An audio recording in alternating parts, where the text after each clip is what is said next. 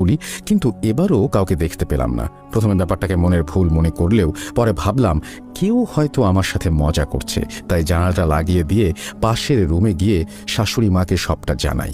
তিনি এটা শুনে এক প্রকার হাসি ঠাট্টা করে বললেন, আমাদের অনেক আত্মীয় স্বজনই তো আশেপাশে থাকেন, তাদের মধ্যে কেউ হয়তো মজা করেছে তোমার সাথে। মায়ের সাথে আমিও এটা নিয়ে কিছুক্ষণ হাসাহাসি করে রুমে ফিরে আসি। কিন্তু রুমে ঢোকার পর যে দৃশ্য আমার চোখে পড়ল তা হয়তো আমি মৃত্যুর আগে পর্যন্ত ভুলতে পারবো না।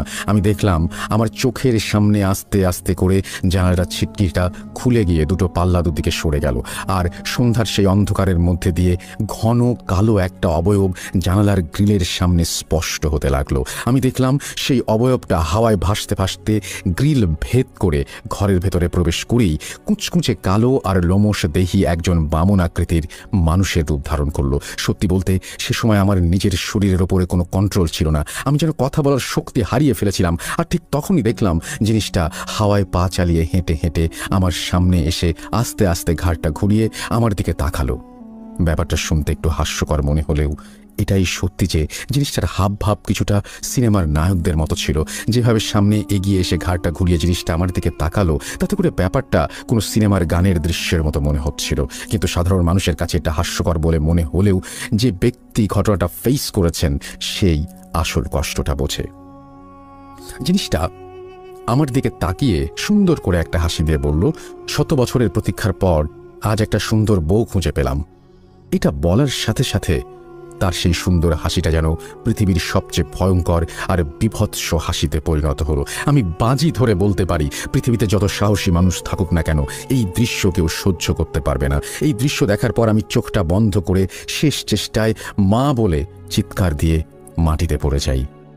এরপর আর কিছু মনে নেই।